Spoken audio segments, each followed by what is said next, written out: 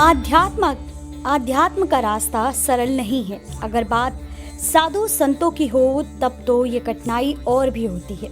इन सबसे ऊपर महामंडलेश्वर को माना जाता है। ऐसे में आपके मन में ये सवाल जरूर होगा कि कुंभ के मेले में आने वाले अखाड़ों में महामंडलेश्वर कैसे बनते हैं। तो चलिए आपको बताते हैं कि महामंडलेश्वर कैसे बनते हैं, इसके क्या क्या नियम हैं, जानते हैं। हिंदू धर्म में महामंडलेश्वर एक ऐसा पद होता है जिसे शंकराचार्य के बाद का स्थान दिया गया है।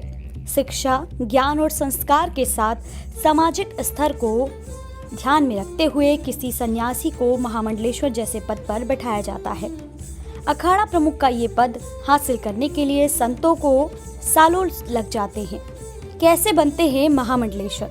अखाड़ा में महामंडलेश्वर का पद बहुत ही जिम्मेदारी वाला होता है। महामंडलेश्वर बनने के लिए शास्त्री आचार्य होना जरूरी है, जिसने वेदांत की शिक्षा हासिल कर रखी हो। अगर ये डिग्री ना हो उनके पास तो वो व्यक्ति कथावाचक हो। उसके वहाँ मठ होना बेहद जरूरी है। मठ में जन कल्याण के लिए सुविधाओं का भी अवलोकन किया जाता है। देखा जाता है कि वहाँ पर ब्राह्मणों के लिए विद्यालय, मंदिर, गौशाला, अन्य सभी होना है या नहीं। ये सब देखने के बाद महामंडलेश्वर पद के लिए किसी का चयन होता है। महामंडलेश्वर बनाने से पहले की प्रक्रिया। महामंडलेश्वर का जब पूरी तरह से चयन हो जाता है, उसके बाद उन्हें संत की दीक्षा दी जाती है। उनको संन्यास दिया जाता है। संन्यास का अर्थ कोई आसान नहीं होता है। इसका मतलब उनका पिंडदान उन्हीं के द्वारा किया जाता है। साथ ही उनके पूर्वजों का भी पिंडदान इसी में शामिल रहता है। उसके बाद उनकी चोटी रखी जाती है। उसके बाद वो अखाड़े में जाएंगे। जब वो अखाड़े में जाएंगे तब वहाँ उनकी ये शिखा यानी कि चोटी काट दी जाती है। उसके बाद उन्हें दीक्षा दी जाती है। इसके बाद पट्टाभिषेक होता है। पट्टाभिषेक पूजन पूरे विधि विधान के साथ संपन्न किया जाता है।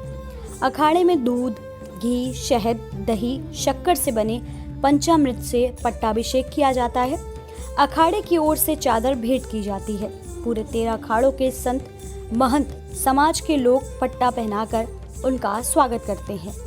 चांदी की पालकी में होते हैं सवार। कुंभ मेले में लाखों करोड़ों की संख्या में श्रद्धालु आस्था की डुबकी लगाने आते हैं। सभी साधु, संत और महामंडलेश्वर इसमें शामिल होते हैं। महामंडलेश्वर स्नान के दिन चांदी की पालकी में बैठकर राजा स्वरूप में निकलते हैं। महामंडलेश्वर के अनुयायी जयकारे लगाते हैं। साथ ही नागा साधुओं का बहुत बड़ा सैलाब महामंडलेश्वर की सुरक्षा के साथ चलते हैं। अखाड़ों में प्रवेश के बाद मिलते हैं ये पद। सभी अखाड़ों में अलग अलग पद होते हैं, जिसमें मुख्य पद में आचार्य, महामंडलेश्वर और महंत 3 प्रमुख होते हैं। इसके बाद काम के आधार पर अलग अलग पद भी निर्धारित किए गए हैं। इसमें अलग अलग जिम्मेदारी तय होती है, जैसे थानापति, कोतवाल, कोठारी, भंडारी, कारोबारी। साधु संत जब पहली बार अखाड़े में प्रवेश करते हैं तब उन्हें पहले सन्यासी का पद मिलता है। इसके बाद महापुरुष, कोतवाल, थानापति, अंशधारी, महंत, महंत श्री, भंडारी, पदाधिकारी, सचिव, मंडलेश्वर, महामंडलेश्वर और हर अखाड़े में एक एक आचार्य महामंडलेश्वर होता है, जो किसी भी अखाड़े का सर्वोच्च पद माना जाता है। परिवार का त्याग जरूरी।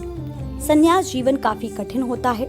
संन्यास जीवन का मतलब ही यही होता है कि आपके जो भी चाहने वाले होते हैं, माता पिता और परिवार, मित्र, रिश्तेदार, सबको त्याग करके जन कल्याण के लिए ही कार्य करना पड़ता है।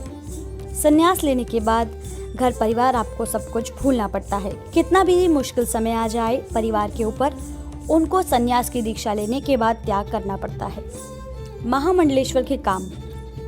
सनातन धर्म का प्रचार देश के कोने कोने में करना, अपने ज्ञान का प्रकाश फैलाना, भटके लोगों को मानवता की सही राह दिखाना। अब जानते हैं महामंडलेश्वर बनने के फायदे। शिष्य बनते हैं, लोगों से जुड़ाव, समाज में उठना बैठना, घूमना फिरना, कोई आर्थिक लाभ नहीं होता। कुंभ के शाही स्नान में महामंडलेश्वर रथ पर सवार होकर निकलते हैं। महामंडलेश्वर के लिए कुंभ में वीआईपी व्यवस्था होती है। सुरक्षा के लिए अलग अलग व्यवस्थाएं होती हैं। आगे पीछे नेताओं, अधिकारियों का जमघट लगा होता है। तो इन सभी नियमों का पालन करने के बाद ही व्यक्ति महामंडलेश्वर की गद्दी पर बैठ सकता है।